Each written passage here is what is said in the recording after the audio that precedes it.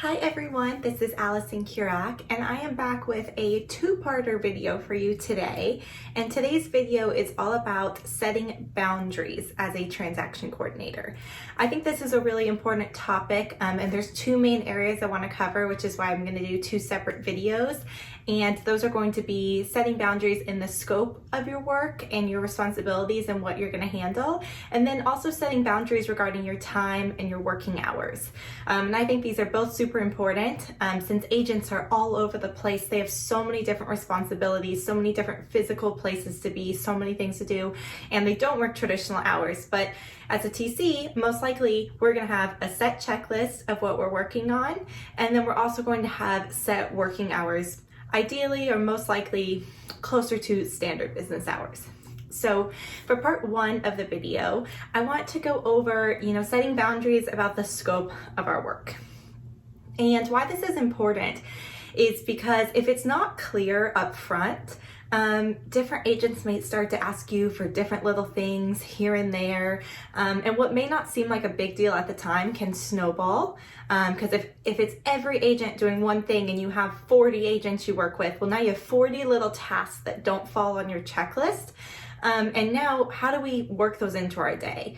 If you've watched my How Do I Structure My Day video, you'll notice I talk about task chunking and time blocking a lot. And I found that when I say yes to something that's not necessarily part of my list and my regular program, then I'm just getting distracted and it's almost a time waster for me. So the most important thing is to have your set checklist ready. I do have a separate video all about how to create your own contract to close checklist. So that could be helpful if you're starting from scratch. But really just looking over your process and narrowing down, okay, this is exactly what I'm gonna do on every transaction. Obviously, every transaction is a little different, but really thinking, okay, I'm not doing marketing activities. I'm not doing admin activities. I don't do the negotiating, or I don't, I can't write up the forms or whatever it is that works specifically for you, kind of thinking, okay, here's the whole transaction, here's my part of it, here's the agent's part of it. So that might be the easiest way to break it down, is to write out every single thing that needs to be done. If you haven't been an agent or you haven't been an agent in a while, you might not know all those roles, but thinking of everything you can and then separating it, okay, these items are the agent's responsibility, these are mine. And once you have that, I would recommend keeping it in some way, an outline of your responsibilities, and also if you'd like the agent's responsibilities on your website if you have one. And also recommend typing up kind of a nice printout that you can email to all your prospective clients or new clients. This can also be something great to go over in your introductory call, which I have a video about as well. So really covering, making it clear up front and then having something for them to look back on, or having it, posted somewhere that it's kind of reaffirming exactly what the roles are. And I think it's most important to set up front these expectations of your boundaries and what you're going to handle. But it's also important to know what to do when people ask you to kind of break those boundaries. So to be completely honest, we're in a customer service role. We want to make the agents and the clients happy. But we also have to stick to our system so that some people aren't necessarily getting special treatment. And like I said, we're not wasting our time doing things that, we aren't necessarily getting paid for.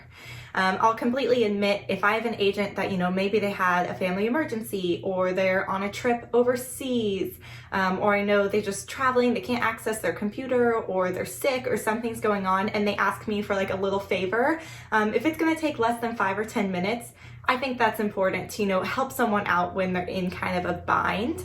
But on a normal day, standard day, if an agent's just asking for something, I would recommend, if it's not on your list, not something you're open to doing, not a service you're offering, not part of what you're getting paid for, really rehabbing that expectation conversation up front. Because if you let them ask for one thing and do it, then they might ask for another thing. And when I talked a little bit ago about the favors, I find that's usually with someone maybe I've been working with a long time and they never ask me for much of that. It's more if they're ever just really in a bind. But if you find someone asking for stuff up front, you might want to really kind of put your foot down and remind them, maybe resend them the expectations document or a link, or have another conversation about that. And the easiest way to do it, because it can be hard to just say, unfortunately, no. And I don't even really like the word unfortunately because it's a negative word. but thinking, okay, let's say, maybe they asked me to like make an open house flyer for them, and I don't do any type of marketing or advertising task, but I say, you know what, well, let me make sure the open house is set up on your calendar or in the MLS system, or any kind of task that maybe does fall under stuff you work on like a listing or something like that. So kind of just saying, you know, you could reattach your document if it's over email and say, hey, agent, blah, blah, blah. You know, that's not a current service we're offering, but regarding open houses, we can do X, Y, Z. So I'll make sure these are taken care of or something, or let me know if you'd like to do that. So kind of always offering something you can do if there's something that's semi-related that does fall under your scope. That way you're resetting the expectation, but also showing that you're there to help them.